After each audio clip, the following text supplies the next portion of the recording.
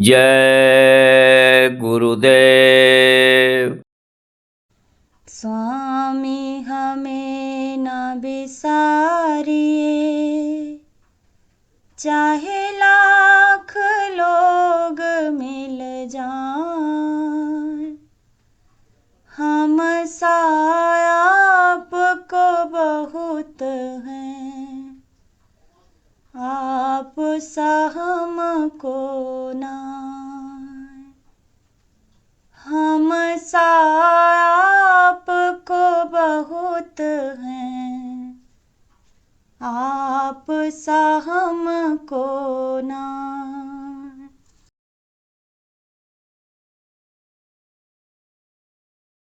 मत बुरे कर्म कर बंदे, वरना पछताएगा। भगवान की नजर में क्या मुँह दिखलाएगा, क्या मुँह दिखलाएगा। मत बुरे कर्म कर बंदे, वरना पछताएगा। भगवान की नजर में क्या मुँह दिखलाएगा, क्या मुँह दिखलाएगा। जब तेरी कर्मों का होगा वहाँ हिसाब रे, होगा वहाँ हिसाब रे। जब तेरे कर्मों का होगा वहाँ हिसाब रे, होगा वहाँ हिसाब रे। तेरे कर्मों की जब खोलेगा किताब रे, खोलेगा किताब रे। तेरे कर्मों के जब खोलेगा किताब रे, खोलेगा किताब रे। तू खुद ही सोच ले उस पल, उसे क्या बतलाएगा।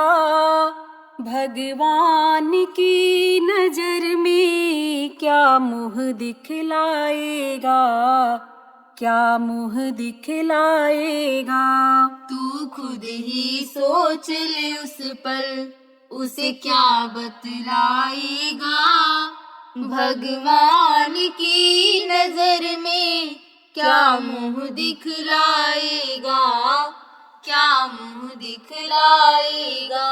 नहीं कोई किसी का साथी पगले संसार में, पगले संसार में। नहीं कोई किसी का साथी पगले संसार में, पगले संसार में। क्यों फंसा हुआ है जग के इस झूठे व्यवहार में, झूठे व्यवहार में। क्यों फंसा हुआ है जग के इस झूठे व्यवहार में, झूठे व्यवहार में। यूं आंखें मूंद के कब तक तू समय गवाएगा। भगवान की नजर में क्या मुँह दिखलाएगा, क्या मुँह दिखलाएगा।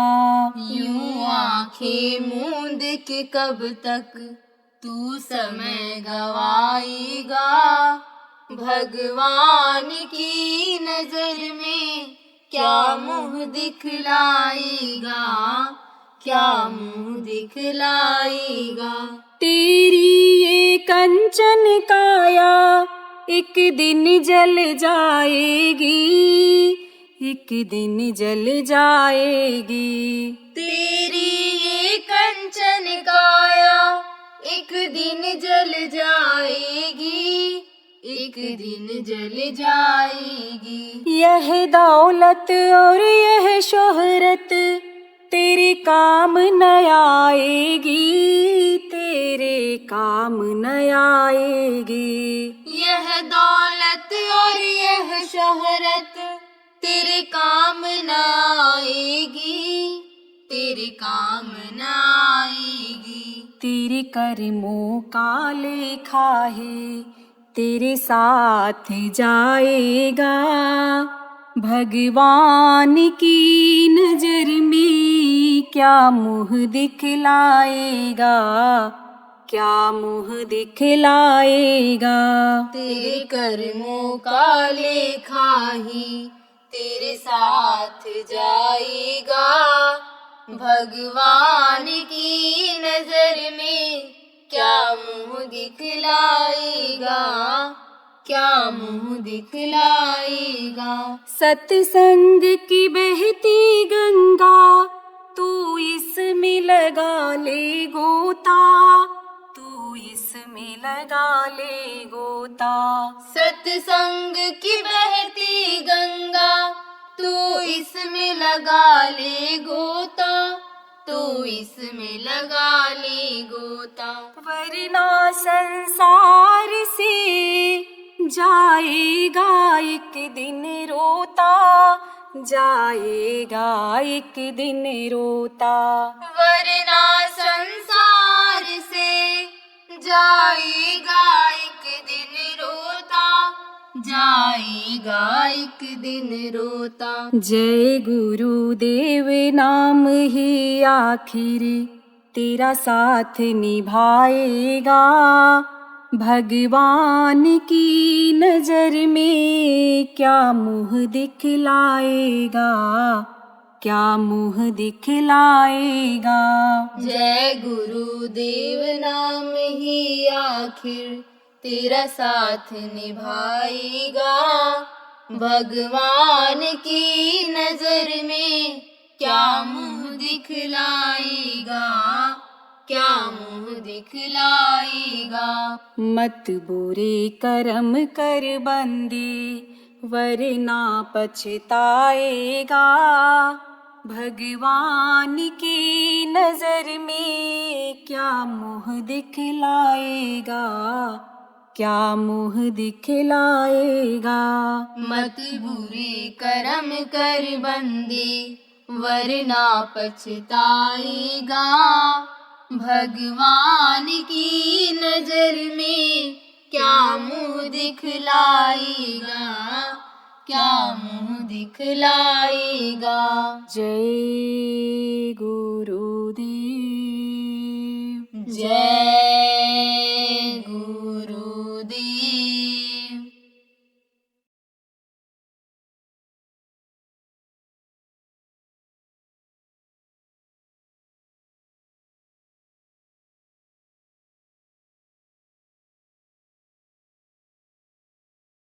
भूल क्या है, जैसे लोग भूल जाते हैं क्या कहे क्या खाए कहाँ गए क्या करे, जैसे दूसरा दिन होता है जैसे भूल जाता है।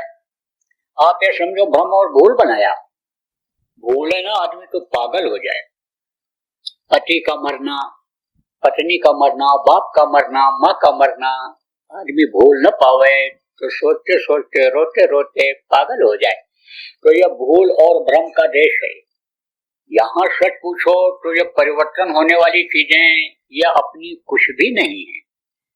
आप समझो प्रेमियों, जिस शरीर को आप बढ़िया खिलाने की कोशिश करते हो, कपड़ा अच्छा पहनाने की कोशिश करते हो, अच्छे घर में इसको ऐश और आराम के साथ रखना चाहते हो, इसको सम्मान इज्जत दिलाना चाहते हो, कि शरीर को लोग प्रणाम करें सलाम करें, गाड़ी घोड़ा खरीदते हो, घर मकान अच्छा बनाते हो कि लोग देख करके ही ऐसे हाथ उठा दें, लेकिन यह शरीर भी आपका नहीं है, यह शरीर भी आपका साथ देने वाला नहीं है। यह भ्रम और भूल है कि यह घर मेरा है। देखो, आप में से कुछ लोग ऐसे भी हो जो अपने दादाजी पिताजी के बनाए हुए घर में रहते हो। वो भी तो यही कहते थे, जिस घर को आप कहते हो ये घर मेरा है, उसी को वो भी मेरा मेरा कहते कहते चले गए। तो ये घर न मेरा है न आपका है, ये किसका है? यह समझो कि आने वाली पीढ़ी का है, उसके लिए आप कर रहे हो। कह तो रहे हो हम घर बना रहे हैं, घर बना रहे हैं, ये हमारा घर है, हम इसमें रहेंगे, लेकिन एक दिन ऐसा आएगा कि उसी घर से आपको लोग बाहर निकाल देंगे। एक राजा था, तो राजा ने बहुत बढ़िया मकान बनवाया, आलीशान, पैसे कमी तो थी नहीं, गरीबों का तो चूसते थे खून, उनके कर्मचारी ऐसे रहते थे, मार मार करके यानी गाली गुप्ता दे करके, सजा दे करके टैक्स लाते थे। तो वो पैसे कमी तो रहती नहीं थी, तो दूर दूर से पत्थर मंगवाया, ईंटें मंगवाई, कारीगर बुलवाए विदेशों से, बहुत अच्छा मकान बनवाया। महात्मा जी के पास आता जाता था, महात्मा जी से कहा महाराज जी आप हमारे घर चले चलो, नहीं बोले, फिर बोला घर चले चलो हमारे, नहीं बोले, 2-3 दिन यानी रहा वहां, बराबर कहता रहा। कुछ दिन के बाद फिर आया, फिर बोला कि घर बनाया है महाराज, चरण डाल दो, चले चलो, नहीं बोले। तो अब साथ के लोगों से सिफारिश करवाने लगा, महात्मा जी के आसपास जो सेवा में रहते थे उनसे सिफारिश लगवाने लगा राजा। तो जब सब लोग कहने लग गए तो महात्मा जी ने कहा अच्छा चलो, बेमन से, दबाव नहीं डालना चाहिए, लेकिन दबाव डाला लोगों ने, बोले अच्छा चलो, गए। तो लोग तो महल को दूर से ही देख करके वाह वाह कहने लगते थे और हर कोई तारीफ करता था। महात्मा जी कुछ नहीं बोले और देखते हुए ऐसे अंदर गए। राजा ने दिखाया ये मेरी रसोई है, ये मेरा सोने का कमरा है, जहाँ मैं आराम करूंगा, यहाँ मेरा दरबार लगेगा, यहाँ मेरे कर्मचारी रहेंगे, यहाँ पर यज्ञशाला है या गौशाला है, ये सब दिखाया। बढ़िया बनाया था, तो घर में अंदर ही सब कुछ था, तालाब था नहाने के लिए, बढ़िया सुंदर बनाया हुआ था। महात्मा जी कुछ नहीं बोले। तो राजा बोला महाराज जी जो देखता है वही तारीफ करता है और आप तो कुछ बोल नहीं रहे हो, तो क्या इस मकान में कोई कमी है? बोले कमी है, भारी कमी है। बोला महाराज तो कमी क्या है? बोले राजा तूने इस मकान को किस लिए बनवाया? महाराज रहने के लिए बनवाया, कौन रहेगा इसमें, मैं रहूंगा। तो तुमने तो गलती किया। क्या गलती किया? जो इसमें दरवाजा लगा दिया। महाराज बगैर दरवाजे के कौन सा मकान बनता है? बोले बस तो एक दिन ऐसा आएगा राजा कि इसी दरवाजे से, इस महल से तुझको निकाल करके लोग बाहर कर देंगे। तो समझो ये घर अपना नहीं है, ये शरीर अपना नहीं है, जिसके लिए आप दिन रात लगे रहते हो सुंदर सुडौल बनाने में, हृष्ट-पुष्ट तंदुरुस्त रखने में, यह समझ लो कि शरीर आपका नहीं है। जब इसके अंदर जो जीवात्मा बैठी है, जो चलाती है शरीर को, परमात्मा की अंश है, इन्हीं दोनों आंखों के बीच में बैठी हुई है, जब ये निकल जाएगी तब इस शरीर को लोग क्या कहेंगे? मिट्टी। यहाँ इतने लोग बैठे हो, अभी किसी के शरीर पर हाथ रख करके कहो यह तुम्हारा मिट्टी है, कहेगा नालायक, कहेंगे मिट्टी कह रहा है।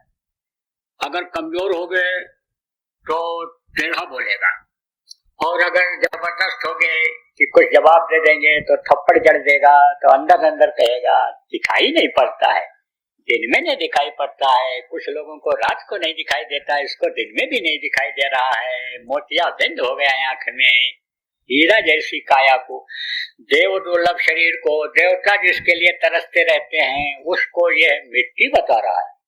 लेकिन प्रेमियों, चाहे राजा का शरीर हो, चाहे महाराजा का शरीर हो, चाहे शेठ साहूकार का शरीर हो, चाहे किसी देश के प्रधानमंत्री राष्ट्रपति का शरीर हो, सबके शरीर को यही लोग कहते हैं मिट्टी खराब हो जाएगी, ले जाओ जल्दी इंतजाम करो चलाने का, नहीं तो मिट्टी खराब हो जाएगी।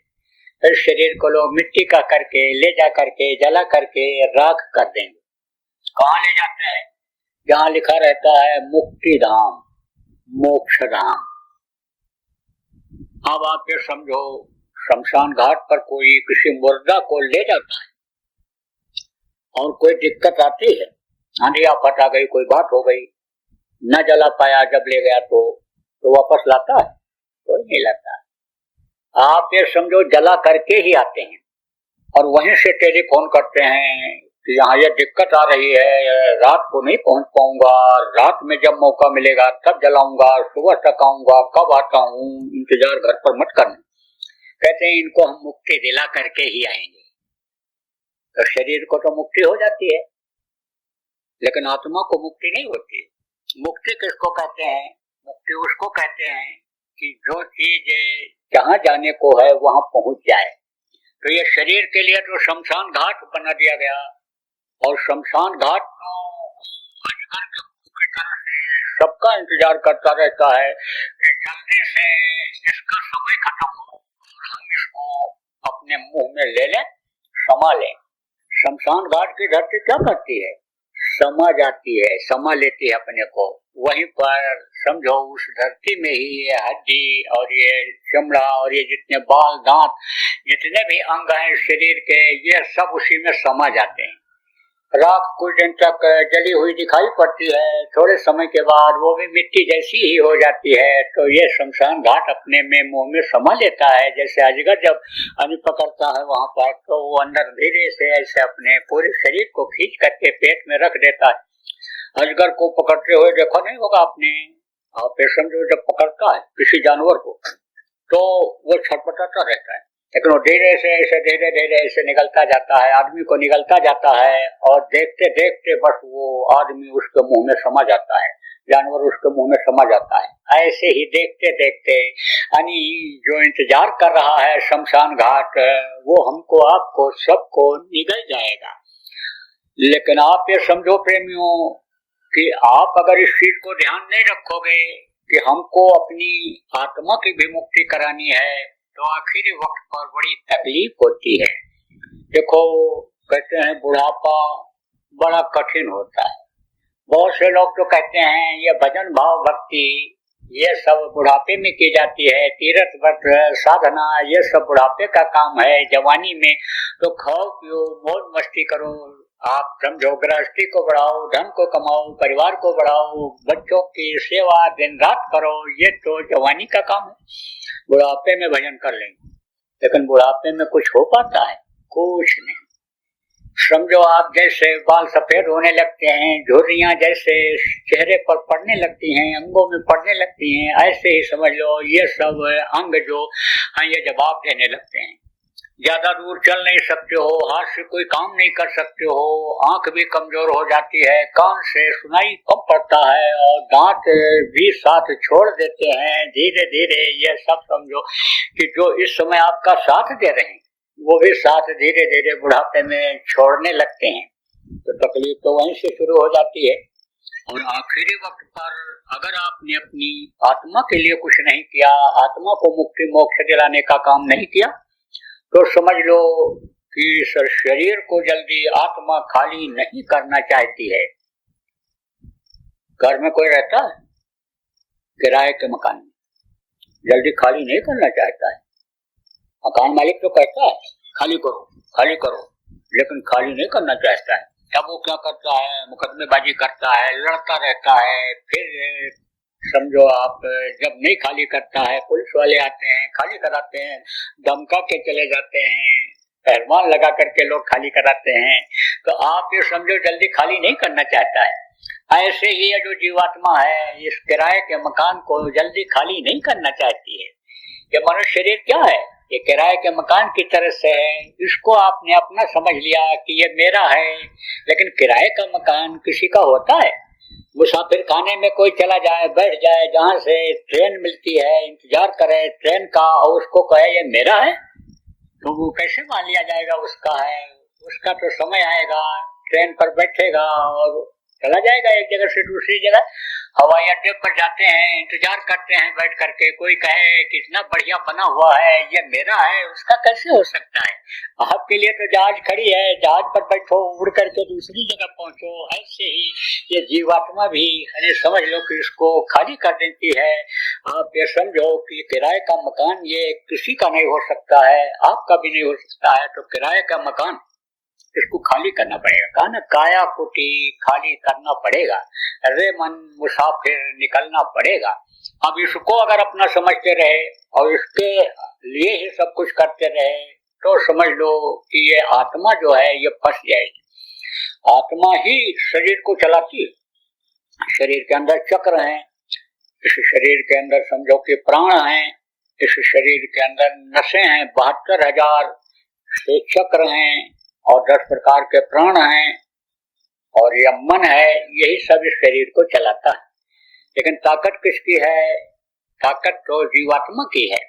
जैसे कोई राजा है तो राजा के ताकत से यानी समझो कि उसका राज्य चलता है, लेकिन उसके जो कर्मचारी होते हैं वो समझो कि राज्य को चलाते हैं, व्यवस्था करते हैं। ऐसे ये आंख कान नाक, मुंह, यह सब जो समझ लो कि यह स्थान है, यह सब जगह पर उसकी पावर है, काम करती है। शरीर को कौन चलाते हैं? जैसे ये आद्या महाशक्ति का स्थान कंठ है, यहाँ पर ये जो है ब्रह्मा विष्णु महेश की माँ, और यह हृदय में शिव और पार्वती, नाभि में विष्णु और लक्ष्मी, ये चक्र हैं, चक्र पर बैठे हुए, छाया इनकी पड़ती रहती है। इंद्रिय द्वार पर समझो ब्रह्मा और सावित्री गायत्री, और समझो कि आपके गुदा चक्र पर गणेश और रिद्धि सिद्धि, ये सब देवता हैं। लेकिन ये देवता किसके अधीन है? ये सब उसी प्रभु के अधीन है जिसके यह जीवात्मा है। तो जीवात्मा ही इस शरीर को चलाती है। अब आप समझो कि जीवात्मा को इस शरीर में क्यों डाला गया, ऐसा शरीर क्यों मिला? शरीर ये इसलिए मिला कि इस शरीर में ऐसा रास्ता है कि जिससे आप परमात्मा की जो अंश जीवात्मा है, अंश माने होता है छोटा टुकड़ा, इतना छोटा कि उसको देख नहीं सकते हो, तो परमात्मा की अंश जो ये जीवात्मा है, ये जीवात्मा परमात्मा तक पहुंच जाए। तो आप यहाँ नए लोग ज्यादा हो, इसलिए ज्यादा आपको गहरा सत्संग सुनाएंगे तो आपके समझ में नहीं आएगा। लेकिन मोटी बात आप ये समझो, इस देश के, दुनिया के जो मालिक हैं, संसार के जो देव लोग, सूर्य चंद्र लोग, जो बहुत से लोग ऊपर में हैं, शिव लोग, विष्णु लोग, ब्रह्मा लोग, इन लोगों के जो मालिक हैं, जिनको ईश्वर कहा गया, उन्होंने सतपुरुष जो हम सब लोगों के जितने भी जीव दुनिया संसार में इन लोगों में हैं, सबके पिता से मांग करके वो लाए थे। तो ये देश, ये दुनिया, ये सब उन्हीं की बनाई हुई है। सूरज, चांद, सितारे, पेड़ पौधे, गाय बैल भैंस, ये सब जितने भी कीड़े मकोड़े हैं, ये सब मनुष्य के लिए ही बनाए गए। देखो कुछ कीड़े ऐसे हैं जो शरीर को नुकसान करते हैं, कुछ कीड़े ऐसे भी हैं जो शरीर को नुकसान करने वाले कीड़ों को खा जाते हैं, आहार को खाते हैं। आप ये देखो, तो ये जितनी भी चीजें बनाई गई, ये सब मनुष्य के लिए बनाई गई। और एक मौका उसने दिया। क्या मौका दिया? ये मनुष्य शरीर दे दिया, जिसके अंदर से अपनी इस आत्मा को परमात्मा तक पहुंचाया जा सकता है। इसीलिए गोस्वामी जी महाराज ने कहा, साधन धाम मोक्ष कर द्वारा, और पाए न जे परलोक संवारा, सो परत्र दुख पावही, सिर धुन पटाए, काल ही कर्म ही ईश्वर मिथ्या दोष लगाए। इसको साधना का घर, पूजा का मंदिर बताया गया। अब कहते हैं इसको पा करके अगर आपने अपना काम नहीं किया, इस जीवात्मा को उस परमात्मा तक नहीं पहुंचाए, ये इसी शरीर के अंदर पड़ी रह गई और शरीर छूट गया, तो समझो कि फिर पछताना ही होगा। फिर तो जल्दी यह मनुष्य शरीर मिलने वाला नहीं है। तो एक बार दया करके उसने मनुष्य शरीर दिया। कबो कृपा कर न तंदेही, देख ईश्विन हेर्ष नहीं, कहा कोटि जन्म जब भटका खाया, तब यह नर तन दुर्लभ पाया। करोड़ों जन्मों में भटकने के बाद तब यह मनुष्य शरीर मिलता है। आप समझो कि 84 लाख योनियां हैं। आप ये समझो जिनमें जाना पड़ता है। कुछ देखो कीड़े ऐसे हैं जो पैदा होते तुरंत मर जाते हैं, एक योनि बदल गई। पतंगे देखो उड़ते हैं, रात को लाइट जब जलती है, पैदा होते हैं तुरंत मर जाते हैं, उनकी एक योनि बदल गई। इस तरह से समझो कि ये मरना और जीना पड़ता है। आप ये समझो प्रेमियों कि गाय और बैल की योनि के बाद 9 महीने माँ के पेट में उल्टे लटकने के बाद, माँ के पेट की आग की तपन बर्दाश्त करने के बाद तब यह मनुष्य शरीर मिलता है। देखो जितने भी कीड़े मकोड़े हैं, जितने भी ये पशु जानवर जिनको कहते हो, पक्षी जो ऊपर उड़ते हैं, जलचर, नभचर, थरचर। जलचर किसको कहते हैं? जो जल में रहते हैं, खाते हैं और जीते हैं और फिर मर जाते हैं। थलचर किसको कहते हैं? जो जमीन पर चलते हैं वो थलचर होते हैं। जानवर चलते हैं, जानवर खाते हैं, आदमी खाता है, जमीन पर खाता है, जमीन पर सोता है, जमीन पर ही रहता है, चलता फिरता है। तो आप ये समझो ये यानी थलचर है। चर माने होता खाना, यानी समझो ये खाते हैं, रहते हैं, उनकी परवरिश होती है। और नभचर, नभचर कौन होते हैं? पक्षी होते हैं, एक जगह से दूसरी जगह उड़कर जाते हैं, पेड़ों पर ही घोंसला बना लेते हैं, वहीं पर रहते हैं। तो जलचर, नभचर, थलचर ये जितने भी हैं, इनको जन्मते वक्त भी तकलीफ होती है और मरते वक्त भी तकलीफ होती है।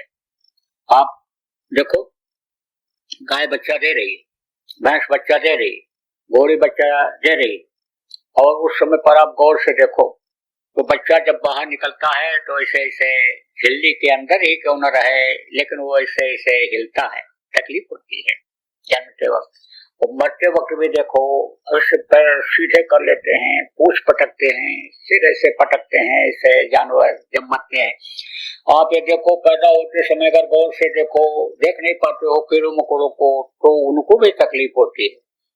मनुष्य के बच्चे को देखो, रोता हुआ पैदा होता है, मालूम तो नहीं हो पाता लोगों को क्यों रो रहा है, लेकिन समझो जो भी बच्चे इस दुनिया संसार में पैदा हुए आज तक सब रोते हुए पैदा हुए। और मरते समय भी तकलीफ होती है। जो भी मनुष्य शरीर में आता है सबको जाना पड़ता है, लेकिन तकलीफ संतों के अलावा और किसी को नहीं होती। अब ये जरूर है कि साधक भी कुछ ऐसे होते हैं जो रोज मरते हैं और रोज जीते हैं। रोज मरने जीने का मतलब क्या है? जीवात्मा इस शरीर के अंदर से निकल गई तो कहते हैं मर गया ये। आप देखो साधकों की जीवात्मा जब ऊपर निकल जाती है तो हाथ पैर ये सब शून्य पड़ जाते हैं, नब्ज तक बंद हो जाती है, बस केवल एक ये यहीं पर ऐसे ये धुक-धुकी ऐसे चलती रहती है। प्राण जो होते हैं नीचे वाले भी सिमट करके यहाँ आ जाते हैं, लेकिन वो ऊपर फिर नहीं जाते हैं जब तक समय रहता है। इसलिए यहाँ पर जो धुक-धुकी चलती है वो जो 5 प्रकार के ऊपर के प्राण हैं उनको वो खींच लेते हैं, और प्राण जब तक इस शरीर में रहता है तब तक जीवात्मा इसको भूल नहीं पाती है। जीवात्मा देखती तो है कि शरीर पड़ा है या बैठा है, हमारा शरीर दम नहीं है उसमें, लेकिन देखता है कि ये देखो, साधक देखता है कि ये देखो ये शरीर पड़ा हुआ है, ये शरीर देखो हमारा बैठा हुआ है, तो इस तरह देखता तो है। तो वो जो नीचे के प्राण हैं ऊपर गए हुए प्राणों को खींचते हैं और उसी के साथ फिर जीवात्मा भी इधर आ जाती है।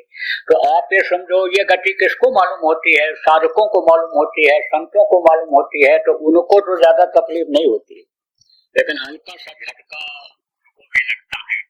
शुरू में जैसे जब इस शरीर को साधक छोड़ता है तो उस समय पर बहुत से लोगों कहते हैं बेचैनी सी हुई, बहुत से लोगों को कहा झटका लगा, बदन में दर्द हुआ, ऐसा भी होता है शुरू में।